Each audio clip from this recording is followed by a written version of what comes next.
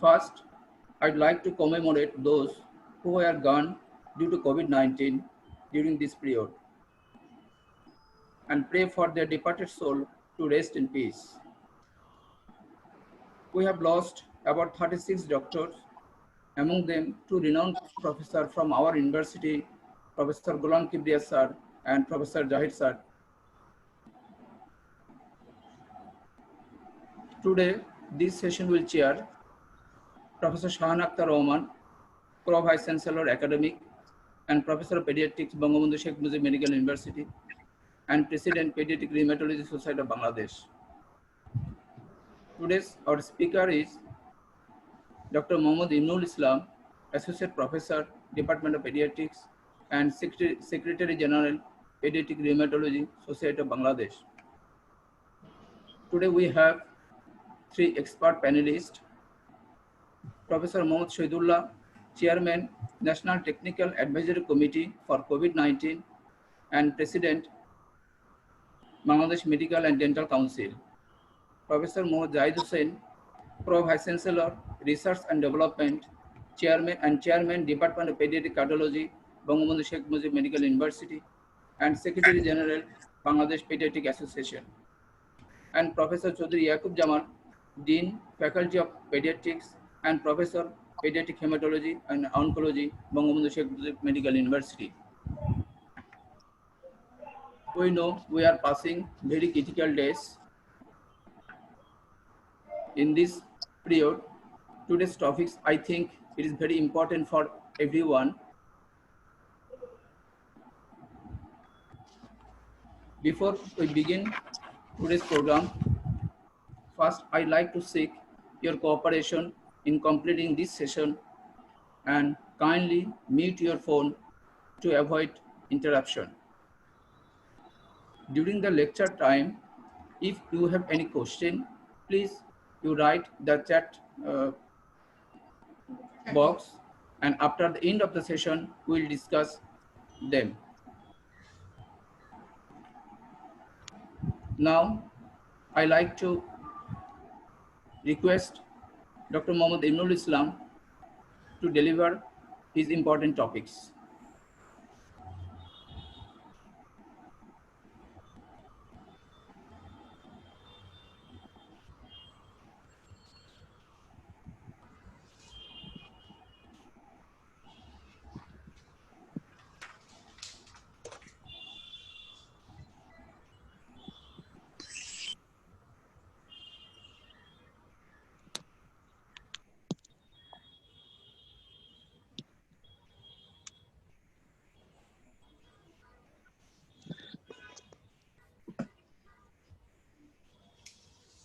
Honorable Chairperson of the today's session, Professor Shahan Rahman, Provici and Professor of Pediatrics and also President Pediatric Rheumatology Society of Bangladesh. Thank you, Madam, having with us in this live webinar session. Today, we have three renowned pediatricians as a panel of experts, among them Professor Shahidullah, Professor Mohammad Zahid Hussain, Professor Chaudhuri Yaqub Jamal. And at the end of the session, they will give their expert opinion for us. Now, I will talk on very relevant topics today. This is varied presentations of COVID-19 in children. As you know, COVID-19 is a global health crisis, and it has a great impact on social, economic, and health sectors. And we observe increased number of death cases all over the world. It is a definitely pandemic infectious disease, and it starts its journey from December 19 in Wuhan. Initially, this virus identified as the cause of cluster of pneumonia in China. Then it spreads globally. Initially, in the month of January, WHO declared this outbreak as a global health emergency, and followed up in the March 11, WHO again declared this issue as a pandemic. So what about the pediatric population? Pediatric populations are mostly owing to family clusters. And we know the family clustering is play an important role for disease transmissions. And there are various studies in China and USA. They also found same pictures. Maximum number of the patient in their study, they affected from the family and close direct contact. The clinical character, progression, and outcome in children is apparently milder compared to older, and majority of them are asymptomatic, mild, and moderate presentation during their disease course. Severe presentation found only in the around 6% of cases. Among them, 1% enter into the critical phase. And young children, especially infants, are the more vulnerable group. And very interesting that recovery occur within 1 to 2 weeks of illness. What about the global scenario? In China, the affected number of the children is the highest, and followed up the UK, USA, Italy, we found the same picture. And what about the Bangladesh? In Bangladesh, according to IEDCR data, there are 3% population under the 10 years of age, and in the group of 11 to 20 years, these are 7%. If we compare our data to the global data, we found that seems to be our children are affected more here in our country. What about the mortality? In mortality, the UK is the topmost position, and followed up USA, and after that, China, Italy, and Spain. In Bangladesh, we found in the age group 1 to 10 years, 0.8% death, and in the 11 to 20 years, the death was 1.4%. We have some hospital data accumulated from the different institute. From the DMCH, we found that among the 60 positive case, they have 8 death case, and in Chittagong Medical College, they have 2 death case. And from the Dhaka Shishu Hospital, they reported 1 case. After that, this is the hospital recorded data. Question comes, why children are less severe? This is the very important issue. Children are more active innate immune response. They have difference in the expression, distribution, function, and receptor of ACE2. And their respiratory are healthy. Why healthy? They are minimal exposure to pollution, and they are non-smoker. Children have less comorbidities. And another important thing is that children are very much predominant to viral infection. So these viral co-infection leading to limited replication and direct virus to virus interaction and competition. From the above scenario, we can understand why the children are less severe in the total COVID affected population.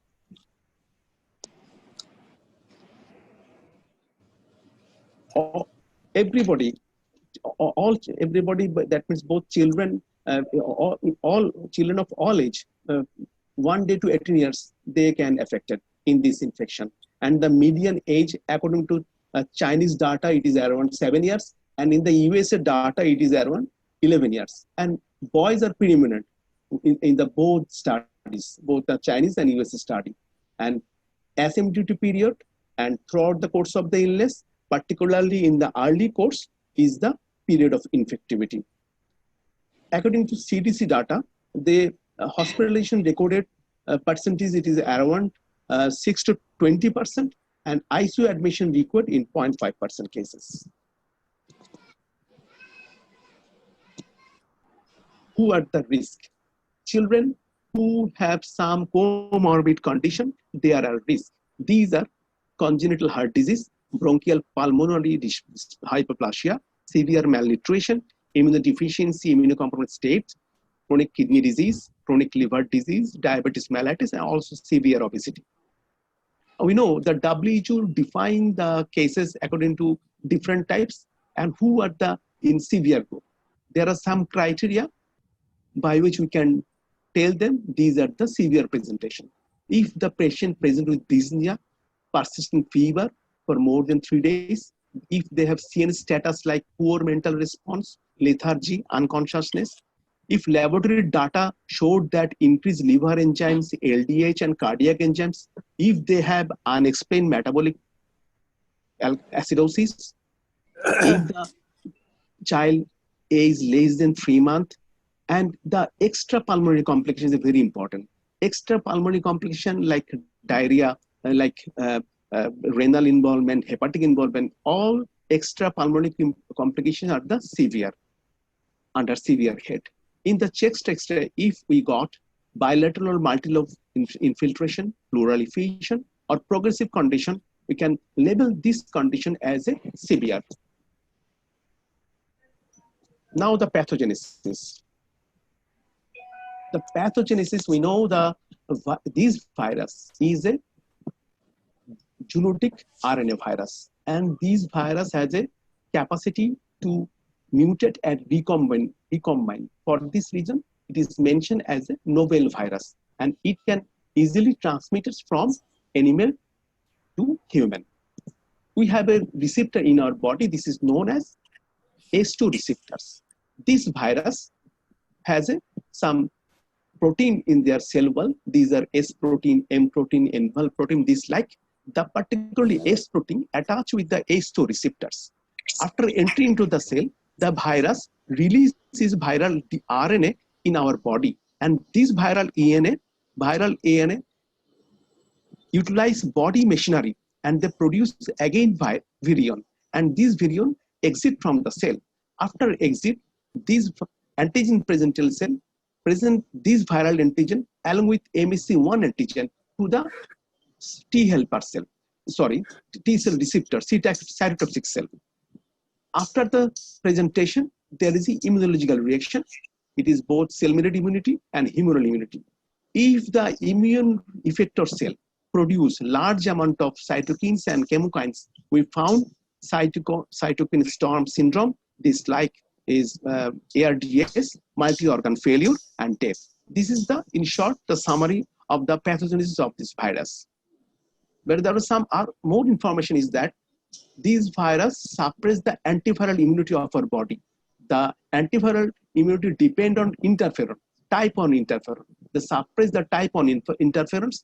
T-type 1 interferon again suppress T1 helper cell, but favor H2 helper cell, followed by their high cytokines and chemokines, which causes T cell depletion, pulmonary inflammation, and extensive lung damage. These interleukin 6, TNF alpha, and interleukin 10, they are associated with severe disease. Again, this interleukin 6 and TNF alpha is negatively correlated with the cytokine lymphocyte count like CD4 and CD8. It lung damage due to overproduction of the immune system. There is a massive infiltration of CD8 cell in the pulmonary interstitium, and then there are T cell dysfunctional. Why T cell dysfunctional? The interleukins impair the ability of this T cell. Then it cannot clear the macrophage and dendritic cell from the lungs, and they produce ineffective immune response. So there is cytokine upregulation. On the other hand, antiviral cytokine downregulation. What are the symptoms? The symptoms are almost similar in children and adult. Fever, cough, and dyspnea are the main symptoms. These are found more than 70% of the patient. But other than these, we found sore throat, diarrhea, vomiting, fatigue, and also nasal congestion, abdominal pain. There is a very important findings of rash observed in this patient. The rash are like maculopapular, urticarial, vesicular, and like transient livido-reticularis. And recently, people are observing that the toes, particular toes, are reddish purple nodes found in the digit. They mention as a COVID toes. So we should, when we examine our patient, we should look after these things by which we can easily pick up our diagnosis. Dong et al. Described the 11 phases of the COVID-19 presentation. This is a Chinese study. And there are asymptomatic infection. There are mild infection without pneumonia. There are pneumonia with mild symptoms, pneumonia with secondarily infected with bacterial pneumonia, pneumonia with allergic rhinitis, with atopic dermatitis, with urticaria, with pre-existing comorbid condition, COPD, and onset of diarrhea. There is two interesting issues there. There are patients symptomatic and CT positive, but they have RT-PCR negative but positive antibody. Another patient, they found that they symptomatic patient with positive RT-PCR, then negative. After that, they again patient come to the ward and they found that positive RT-PCR. They mentioned that this is a delayed resolution of the virus. Now the investigation. The lymphopenia, thrombocytopenia, leukopenia is a very important issue. We found acute inflammatory marker, CRP is raised. Also the liver function test and renal function also increased in the severe condition. Procalcitonin, typically normal on admission, but subsequently it can increase. In chest X-ray, in case of children, in the early stage, we get normal X-ray. But subsequently, we can get patchy shadow. With progression, we can get multiple shadow, bilateral shadow. And if CT, HRCT, if we do HRCT, then we get ground glass opacity, consolidation with the surrounding, halo sign, bilateral or lower patchy shadowing, and interstitial abnormalities. Now, recently, we observed there are several reports from the different countries like Europe and America that describe the children, these children requiring intensive care admission. Why they require intensive care admission? They present with multi-system inflammatory condition, and this condition is very much similar to sepsis, Kawasaki disease, and toxic shock syndrome. These acute hyperinflammatory symptom leading to single or multi-organ failure and shock. Till today, there are total 230 cases reported with this syndrome, and among them 5 fatalities, 1 each in the UK and France, and 3 in the USA. Now I discussing with some data with this syndrome with you to understand the presentation, understand the investigation plan and treatment. This is the US and Canada ICU-based study. They found 48 children in this group, and they have a median age was 13. They have significant pre-existing comorbidity. Most of the patient with respiratory symptom and with organ failure, 2 or more. 38% required ICU support and ECMO for 1. In this series, 2 patients died. This study suggests that the severe illness in children is significant, but in comparison to adult, this is less frequent.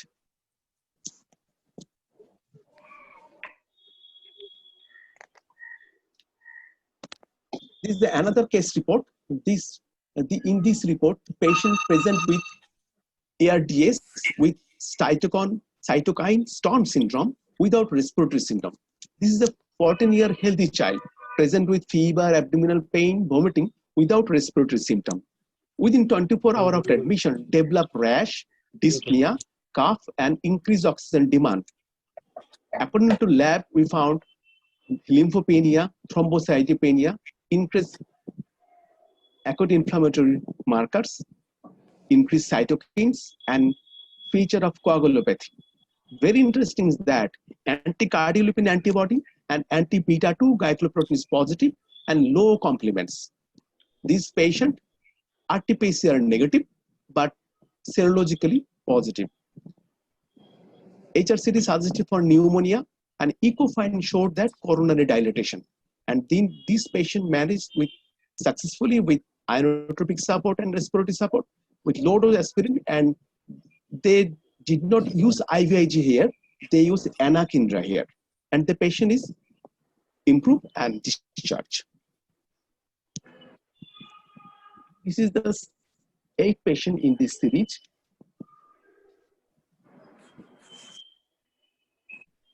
this study from London, there are 8 children, they present with shock.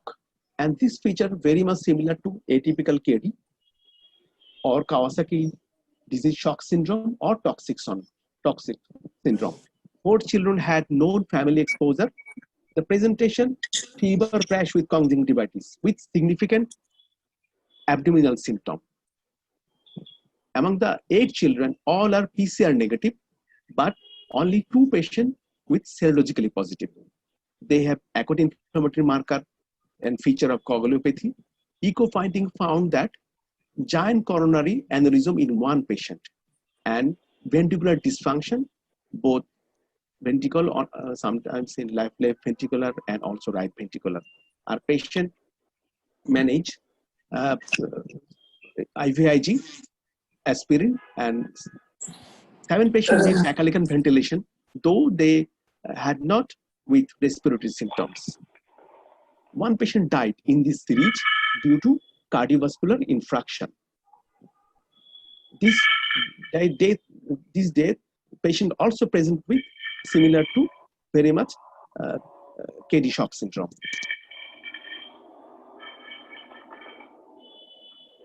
There is another study from France and Switzerland.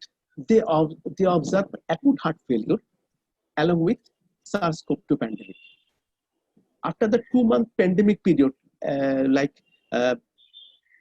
February and March, they have observed in the month of April these sorts of patients.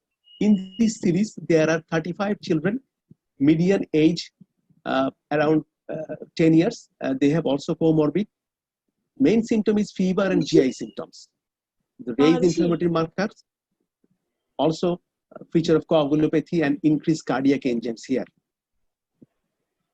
Total 88% patient was positive for SARS-CoV, but PCR positive 18 and serologically more than that. Left ventricular ejection function was reduced more than 30% of patients, and they need for the management purpose inotropic support and ECMO. In this series, 28 patients receives IVIG, steroid 12 patients, anakinra 3 patients, and they used heparin in 23 patients. Maximum patients recovered, no death. So in this report, we found that acute cardiac decompensation associated with SARS-CoV-2 infection. It is thought that this myocardial involvement with heart failure in this disease due to myocardial edema, not due to inflammatory damage. And in this patient, the patient clinical feature like atypical Kawasaki disease. This is the case report. This is the first case report. This case report from USA. A 6-month-old infant with typical pictures of Kawasaki disease. And this patient with COVID positive, blood count showed normal platelet. We know that in Kawasaki disease, we found thrombocytosis. Except platelet normal, increased inflammatory marker is predominantly found. Low sodium and albumin with normal liver function test. Echo normal, the patient successfully treated with IVIG and aspirin, and then patient discharged. According to the Kawasaki knowledge, we know that most of the patient of the Kawasaki disease, that means 50% patient present at the less than 2 years of age, and more than 80% of patient present in the less than 5 years of age. So the age is very typical and presentation also very typical, except normal platelets. This is another report from India. They found atypical Kawasaki disease. In this series, patient present with fever, abdominal pain, loose stool with shock. This patient's father returned from endemic foreign country 2 months back, but serological test not done here, and echo finding is left ventricular dysfunction and normal coronary.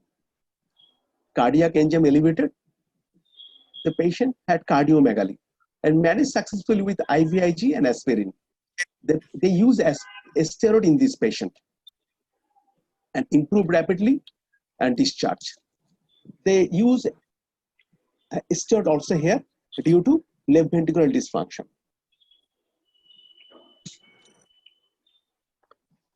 It is the Italian study. The Bergamo province, which is the very important COVID hotspot in the Italy, highest rate of infection and death found in this city. In this study, they grouped their patient into two groups. In group 1, the Kawasaki disease patient, they found last 5 years. And in the group 2, the Kawasaki-like presentation found last 2 months.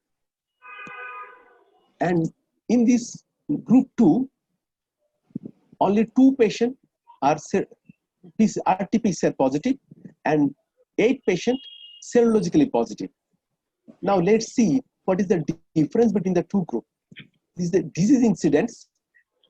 In the group 1, it is 0.3, and in group 2, it is 10 per month. And mean age is more in the group 2. The cardiac involvement, Kerry shock syndrome, macrophage activation syndrome, all are predominantly found in the group 2. And issue of steroid. In steroid, is more number of the patient need steroid in the group 2 in comparison to group 1. Next come to the France study. Now we are going to France. What we see here?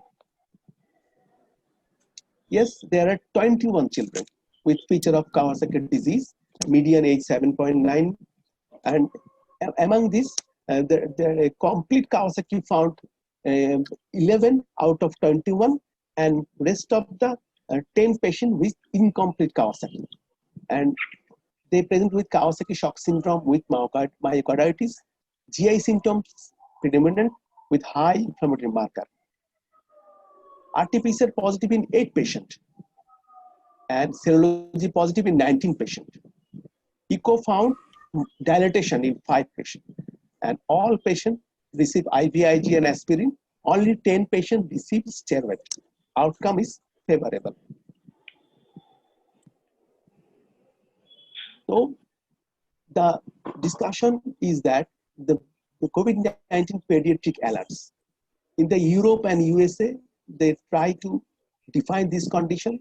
In Europe, they designate as a pediatric inflammatory multisystem syndrome temporarily associated with SARS-CoV-2 infection. And in USA, they designate as multisystem inflammatory syndrome in children. In the last month, probably around 15 May, WHO gave a definition. This definition, age group 0 to 19 years of age, and fever with any two of the following 5. What are the 5? Rash with conjunctivitis, with inflammatory sign in the hands, feet, and mouth cavity, shock, feature of myocardial dysfunction, pericarditis, valvulitis, or coronary abnormality, evidence of coagulopathy, acute GI problem. 2 of the 5 is needed for the diagnosis. Along with this, need acute inflammatory marker, ESR, C-activated protein, and procalcitonin, and exclude the septic cause and staphylococcal or streptococcal shock syndrome. And lastly, evidence of COVID-19 is must. RT-PCR positivity or serological positivity or any history of contact with COVID patient is mandatory to diagnosis this type of syndrome. Now come to the phenotypic classification. What about the phenotypic classification? There are 3, they are defined as 3 different types. COVID-19 associated febrile inflammatory state. In this group, fever with mild symptoms with high inflammatory marker, but no sign of multisystem involvement.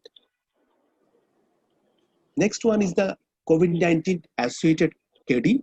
In this group, they meet criteria for complete or incomplete KD. They do not develop shock and multi-system involvement. The third one is the COVID-19 associated. In this group, they have severe presentation, elevated inflammatory markers, and also multi-system involvement. They have cardiac involvement and shock. So these are the phenotypic classification of multi-system involvement in children. Now, come to the clinical feature just at a glance. The first point is the heart. It is around 100% of the patient. In the 100% of the patient, we found heart involvement, ventricular dysfunction, shock, ventricular arrhythmia, coronary dilatation, pericarditis. Digestive system abnormality is a very important issue. This is the second predominating manifestation. There are two history of exploratory laparotomy in this patient. After laparotomy, they found feature of inflammatory feature like peritonitis. No surgical cause is here. After that, eye involvement, conjunctivitis, lymphadenopathy, lip change, red lip, skin rash also important, and last of all, neurological features. So at a glance, this is the clinical feature of multisystem inflammation related to COVID-19. There's a very interesting finding is that this inflammatory syndrome just follow the peak curve. It's a lag period of 4 to 6 week term just from the peak period, and majority of the group are PCR negative but positive for serology. It suggested that it is mediated by the acquired immune response. So we can easily tell that post-infectious immunological reaction is the responsible for this, not due to virus itself. And how will we investigate this type of patient in our context? We will do blood count. In blood count, we clearly try to see about the lymphocyte count.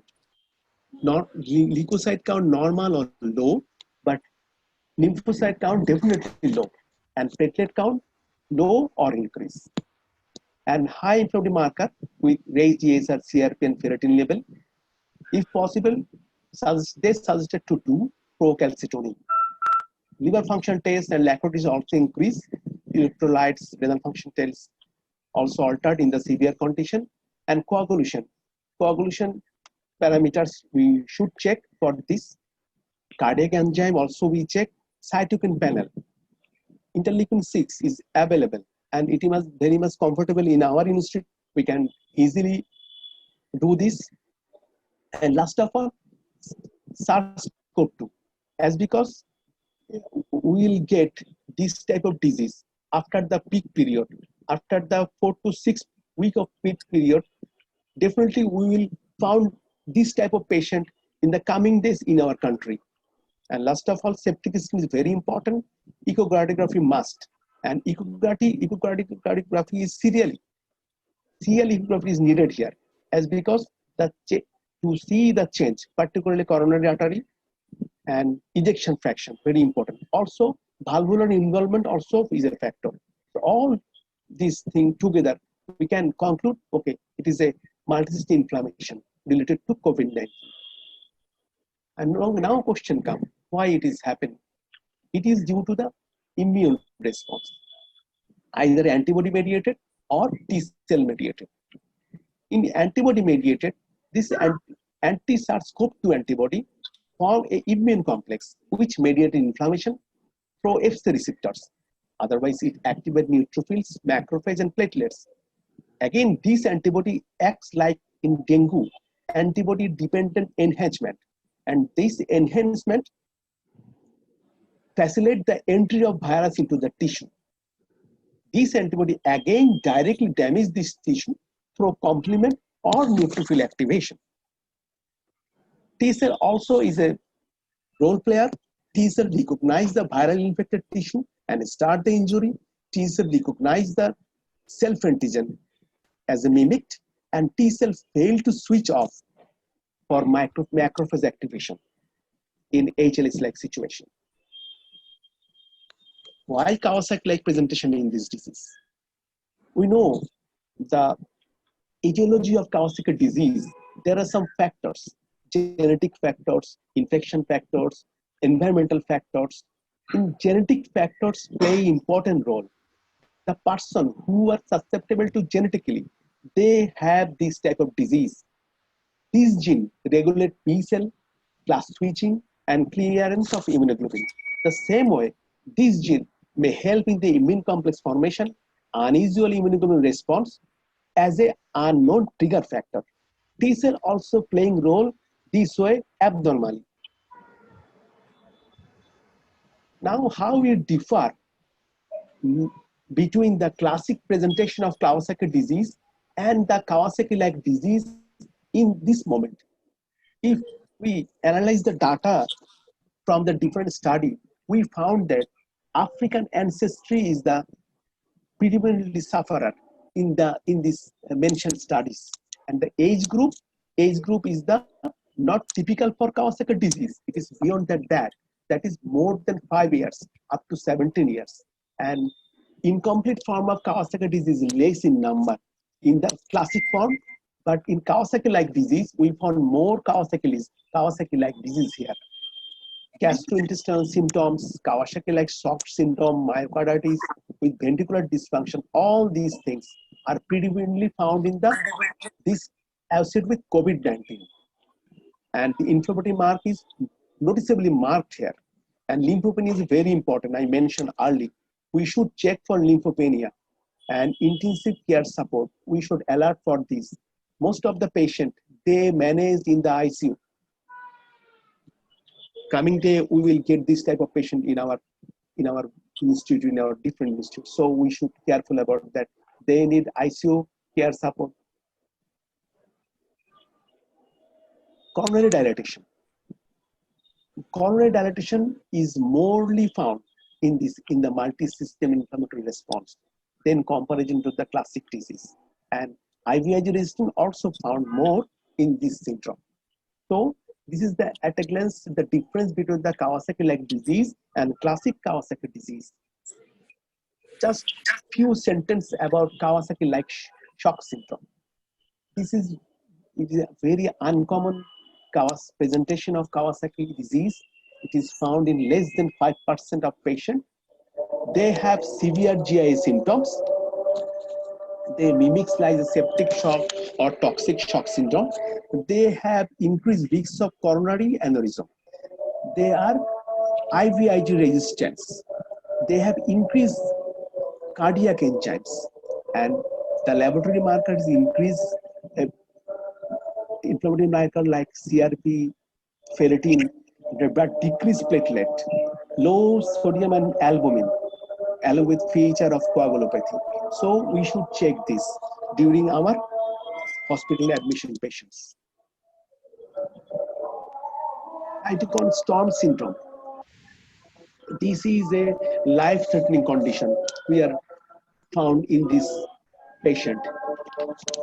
Why this has happened? Uncontrolled and dysfunctional immune response is responsible for this. Here, continual activation and proliferation of lymphocyte and macrophage responsible for this syndrome. HLH, we are familiar with the HLH. HLH is one of the cytokine storm syndrome, and this HLH is again divided into familial and secondary. This secondary cause, there are infection is the important cause, bacterial infection, viral infection, connective tissue disease, systemic GIA, Kawasaki disease, and also malignancy also in this group. So, and also autoinflammatory condition. In this cytokine storm syndrome, clinical presentation like same, fever, rash, shock, and organ injury like lung, brain, kidney. We found cytopenia, increased laboratory marker, increased ferritin, and increased IL-6. Also increased IL-18 found here. So we try to do this test if any emergency we found. And what are the effects of the cytokine storm? Yes, these effects, they have coagulopathy, they present as a shock, they do lung injury, they do immune paralysis, and ultimately organ failure and death. So treatment, just very summarized way, I am telling the treatment. For shock, we'll do epinephrine. But one thing is, remember that these are one shock. Most of the time, these shock are not responding to the fluid bolus. So we should not wait for that. If we suggest, if we consider this shock is multi-inflammatory symptom, so we should start inotropic agent here. And for Kawasaki disease, we should give IVIG plus aspirin. If the presentation like Kawasaki disease shock syndrome or myocarditis or persistent inflammatory feature, we will add glucocorticoids. And for myocardial dysfunction, IVIG is preferable. For ventricular dysfunction, IV diuretics and inotropic agent. For fulminant disease, ECMO is preferable. And for immunomodifying therapy, biological agent is very important, like interleukin-1 blocker, anakinra, interleukin-6 blocker, tocilizumab. Anakinra is not available in our country, but tocilizumab is available. So if we think that this is cytokine shock syndrome like increased IL-6, then we should give tocilizumab in this patient. If we found feature of coagulopathy, then we definitely we will give low molecular weight heparin. And as because this is the one of the DD is the sepsis, we should correct sepsis with prompt empiric antibiotic therapy. We know we are the pediatric rheumatology practicing in our country, so we are very much concerned to our patient. Our patients are very much susceptible to COVID-19 infection. Besides that, there are many manifestations. They are associated with pediatric rheumatic disease. What are they? These are arthalgia and myalgia, cytopenia, leukopenia, lymphopenia, thrombocytopenia. We know the ACLE picture like this, and also mass picture like this. Acute interstitial pneumonia, which is very much common in the ACLE patient. Myocarditis, we will found this in the KD patient. And HLS, that means mass and cytokine syndrome, is very much common in the systemic GIA, Kawasaki disease, and other situations. And there is an increased risk of venous thromboembolism. So for the betterment of the pediatric rheumatic disease, the different pediatric rheumatic society like ACR, EULAR, PRINTO, PRES, they are recommend some information for us to managing our patient. These are hygiene practice, mask for all. Abrupt glucose therapy should be avoided during active infection, and discontinue DMRDs and biological agent during infection. We should avoid face-to-face appointment, and vaccination related to pneumococcal vaccine and flu vaccination. Stable rheumatic disease should continue the drugs that they are maintaining, like DMRDs, biologicals, JAK inhibitors, and not recommended to reduce the dose of immunosuppressive drugs. If the patient with disease activity moderate to high, we should switching from the conventional to the biological. And in case of systemic inflammatory or organ-threatening condition, we should use glucocorticoids or immunosuppressive agent. What is the recommendation for us? Use of proper personal protection equipment. We should learn how to use this equipment properly. We postpone the routine visit, spacing out our appointment in the follow-up clinic. Allowing only one attendant with the child. Try to avoid throat examination and frequent sanitization in the clinic during working hour. We also educate our clinical staff and parents along with us. Apply droplet precautions. Wash stethoscope with disinfect between patients. And also we try to advocate use of telemedicine in this crisis period. So at the end, COVID-19 in children most of the cases are mild. So preventive measures and supportive care are the very important issue. The various studies are going on, but no drugs or biological proven to be effective. Also, no vaccine is currently available in our country. The recent pediatric COVID-19 alert is a great concern for us. So we should aware of this such type of atypical presentation, and early referral to the tertiary center need to be undertaken.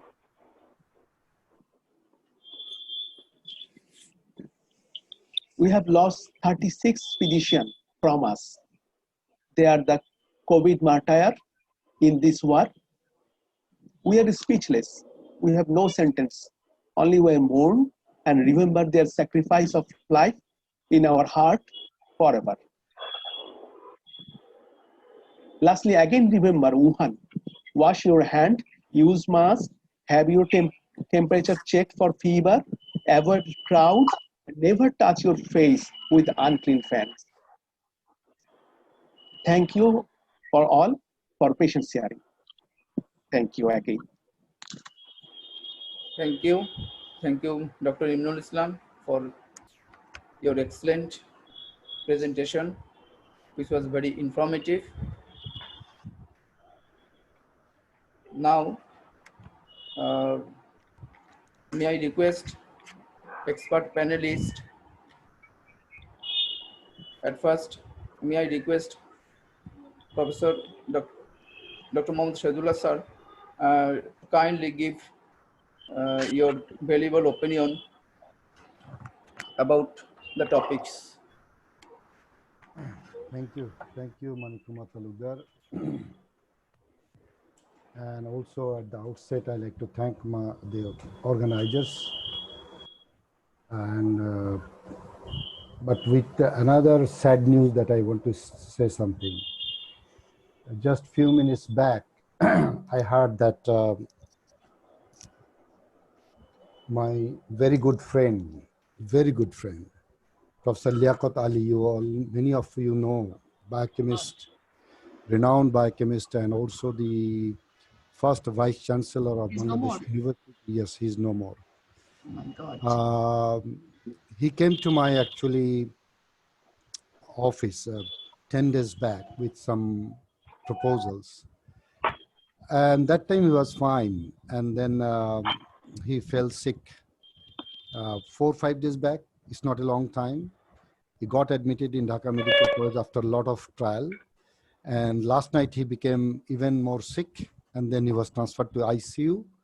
And when we were discussing about the lab issues with the DG and all the lab people in our country, when we heard that he's taken to ICU, and Professor Iqbal Arsalan was also trying to look for even any other place to take him to that place, it came in my mind that we may not get him back. And just few minutes back, Professor Kishore Azad gave me this news while Imnul was making his presentation.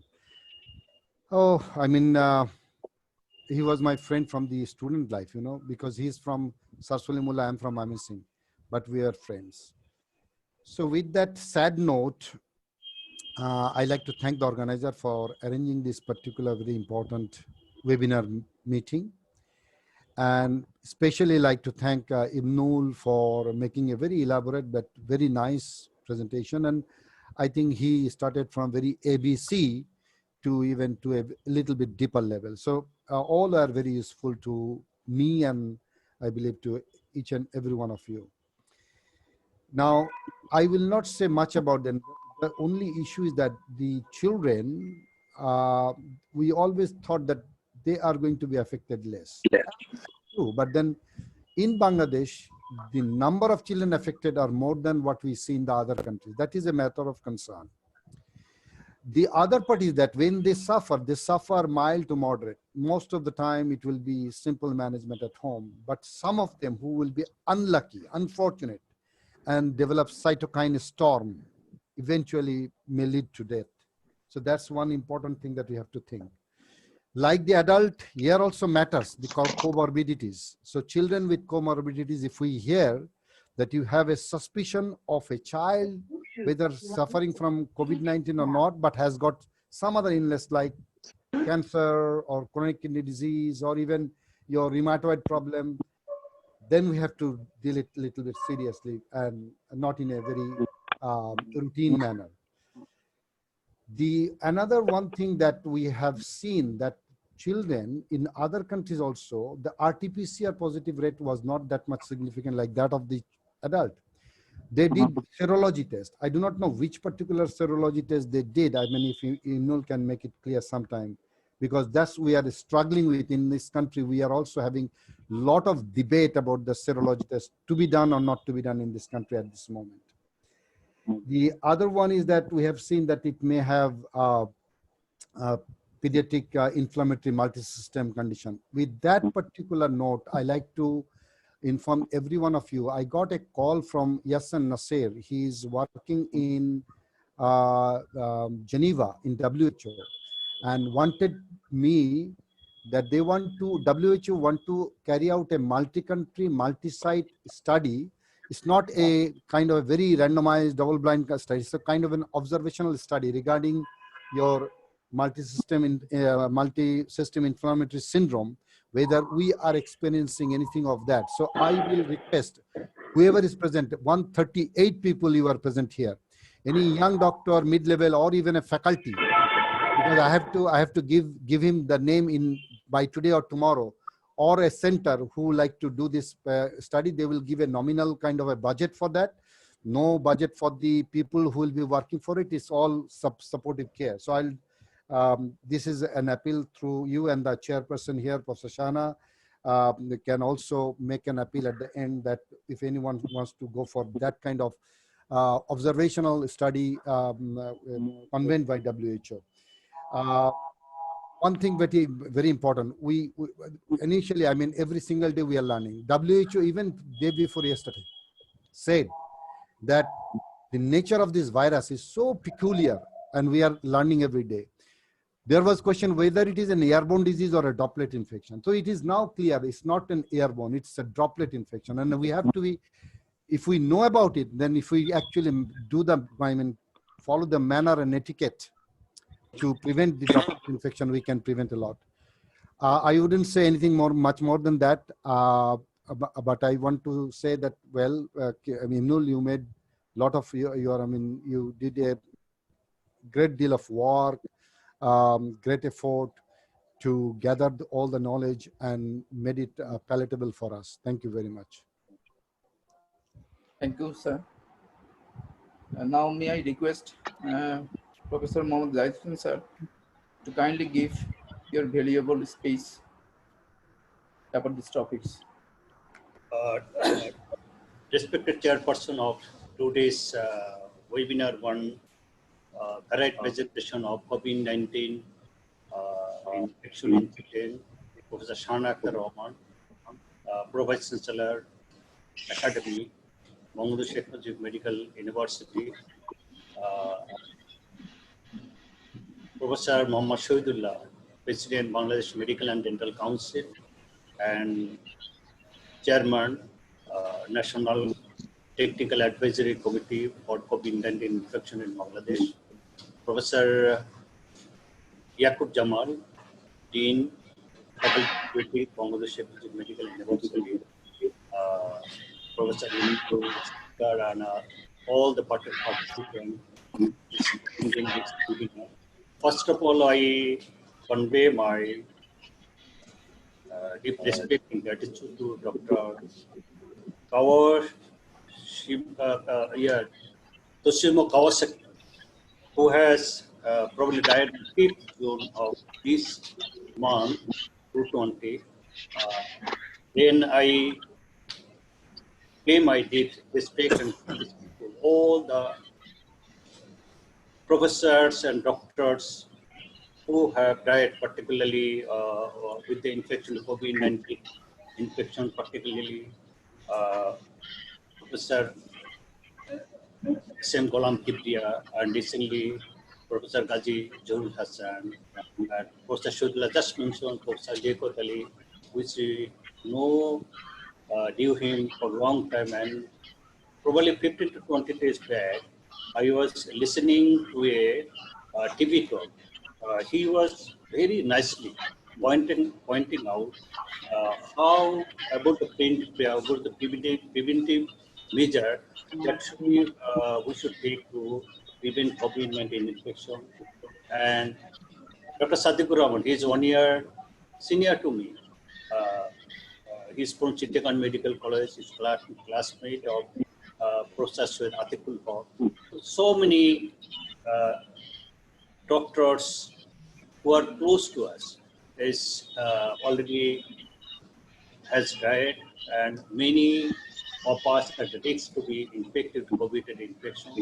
But among this, I like to thank particularly Dr. Innu for give a very nice and elaborate presentation or varied presentation of COVID-19 infection.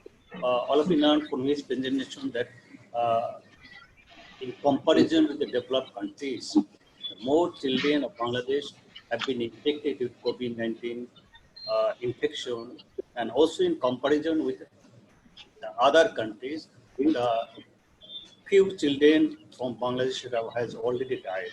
But in developed countries, the mortality almost zero, or very few children in comparison with Bangladesh have died. So, particularly in Bangladesh situation, I don't know what are the factors behind this. That Bangladesh children are dying more. It might be that our children are getting the adequate treatment facilities that the children of Western countries are getting.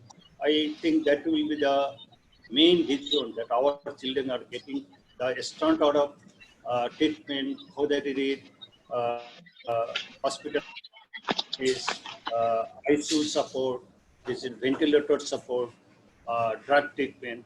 Probably the children of Bangladesh, they are not getting adequate treatment in comparison with developed countries.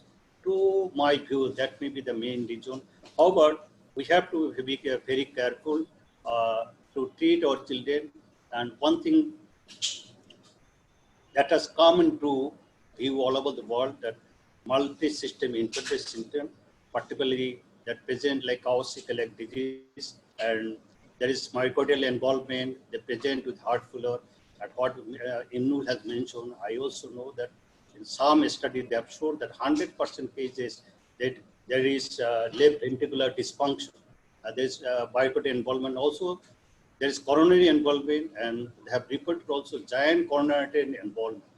So we have to be very much careful, and also to give intense treatment to all the children, and we have to keep sharp watch on the signs symptoms of children infected with COVID-19 infection, whether they're in addition to the routine presentation of COVID-19 infection, they're presenting with multi-system inflammatory syndrome that is reported outside world. So we should be very much careful, and we have to be very much careful so that we can give in-time treatment to the children, to give the IVIG, to give the prednisolone, to give the aspirin. Also, in some cases, we may have to give the thrombolytic therapy, particularly heparin, low molecular weight heparin, or heparin, so that we can save our children in time. With these few words, again, I thanks the organizer for such arranging such a timely talk on varied presenter community in session, and particularly I thank Dr. Imnul Isna for a very nice and elaborate presentation on varied presentation of COVID-19 in children. Thank you all. Thank you. Thank you, sir. Thank you for your informative speech. Now, may I request Chaudhary Yaqub Jamal sir to kindly give your valuable speech. Thank you, Manik. Honorable Chairperson, Professor Shahana Akhtar Rahman, Prophecy Academy, BSMMU, Professor Muhammad Shahidullah, President, BMDC, and Chairman, Department of Neonatology, who is also the Chairman, National Technical Committee for COVID-19, We have with us Professor Jahid Hussain, who is kind of a Provici Research and Development, and he's the chairman, Department of Pediatric Cardiology as well. And we have with us the speaker, Dr. Imnul Islam, our students and all colleagues. I really feel privileged that, well, I have been included in this very nice webinar presentation of COVID-19. In the beginning, I, along with other kind of persons here who has attended, I am really sad, and all the deaths of our doctors particularly, and lately I have heard about Professor Liaquat Ali, who is a real brilliant person. I used to know him personally. However, things had to proceed. This webinar, which Professor Dr. Imnul has presented, it was, I think, what he has mentioned is more than enough. He really has covered everything. What we have learned, likely this multisystem inflammatory syndrome in children, which in mid-May, WHO has defined as such, which Dr. Imnul has said in details about the day of 3 days fever or more, and age 1 to 19 years, like this, and other parameters of rash, and this raised inflammatory cytokines and other parameters as such, that has been defined. What really is important that, well, it was first kind of noticed in, I think, in England, and Royal College of Pediatrics and Child Health, particularly Professor, in his name, I just forgot at this moment, he kind of discussed with this, that these patients who are having the presentation more of a atypical or kind of incomplete, Kawasaki, they are presenting with more abdominal symptoms like kind of abdominal pain and vomiting, and they are ultimately developing shocks-like syndrome, and for which generally the patients, the children who are having the milder symptoms are to be admitted. In contrast, because this syndrome of multisystem inflammatory disease in children is a unique one, because if you don't intervene in time, because we have shown when we have by Dr. Imnul that there were very few deaths, because if you can intervene in a timely manner with immunoglobulin, IVIG, and steroid, and sometimes the IL-1 inhibitor, that is anakinra, or IL-6 inhibitor, which is available here in this country, the trastuzumab. So these things, this intervention is very much necessary if we kind of comprehend or apprehend that a patient might develop this kind of Kawasaki-like symptom, which is generally associated with this COVID infection, where RT-PCR can be positive, and in many cases, in UK studies, in 1/3 cases, the RT-PCR was positive. In rest of the cases, more the antibody was positive, and in fewer cases, the contacts were positive. So these things are to be kept in mind, that this is a atypical presentation. And regarding the investigations, we have to keep on doing the IL-6, which can be done here as well, and other parameters like ESR, C-reactive proteins, and things like that, this PTA, PTT, the coagulation marker, the D-dimer. And whenever we feel that these things are going to happen, along with the echo and the other parameters like X-ray, we have to intervene. And what Imnul has said very aptly, that in this situation, the cardiac manifestation is more of cardiac edema rather than inflammation. And what World Health Organization and other researchers are mentioning, that this syndrome might be this temporarily associated with COVID, and this will be excluded from other septic shock syndrome as such, like toxic shock syndrome, or for the staphylococcus or streptococcus and thing like that.